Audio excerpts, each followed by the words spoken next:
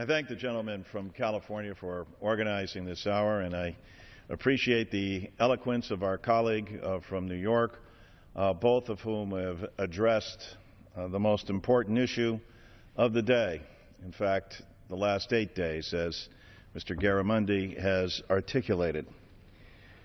We find ourselves dealing with the issue du jour. Each day, the goalposts move. Each day, the American public sits in utter amazement and disgust with its elected representatives. It is astounding to them to see the greatest nation in the world brought to its knees. You know, our forefathers were very prescient, and certainly George Washington, who Daniel Webster, the senator from Massachusetts in this chamber, well, actually, it would have been down the hall, got up on the 100th anniversary of George Washington's birth and talked about the president's admonitions. Amongst his keenest admonitions was about that of excessive party spirit. Now, on Washington's day, there weren't political parties as we know them. It wasn't Democrat or Republican. It was Federalists or Anti-Federalists. But he knew very well and was concerned deeply about what factions could do. And he warned about the outside influence of party. But what he was most concerned about is that what happens within a government if people in that very government or are at war with their own existence, are working against the interest of the government and therefore the people. And so we find ourselves this evening as members of the minority coming to this floor and asking for one simple from the majority, and that is a vote. Now, we understand that we have asked for votes on this floor. We've asked for votes to put the country back to work. As the gentleman from California has articulated on many occasions, to come here and talk about making things in America and allowing a vote to put us back to work. We've been denied that opportunity. We've been denied the opportunity here to vote on nutrition and funding and making sure that important bills like the agriculture bill, that the very poor amongst us and the very needy are fed.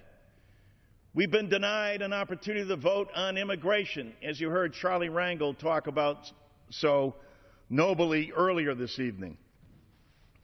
And we've also, most importantly, been denied a vote here that is fundamental to our democracy. The most fundamental thing and the most patriotic thing that we do in a society is vote.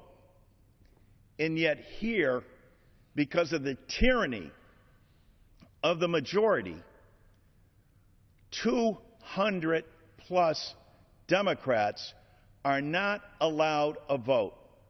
More importantly, the American people are not allowed a vote on the continuing of its government.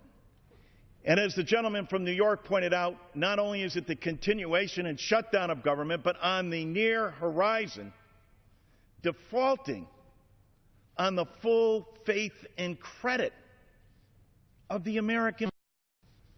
This is unconscionable. But Washington was prescient.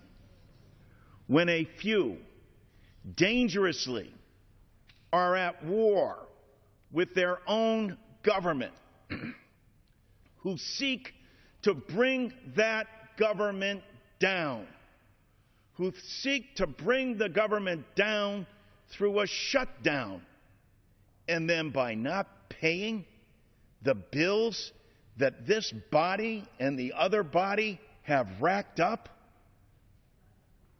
The greatest nation on the face of the earth.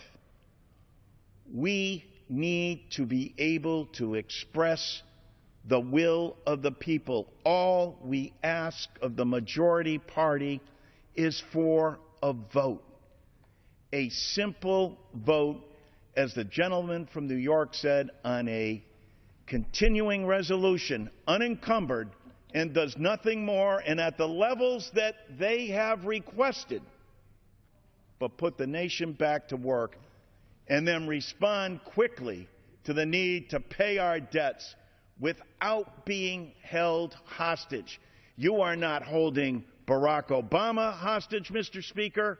You are not holding the Democrats in Congress hostage, Mr. Speaker. You are holding the people of the United States hostage.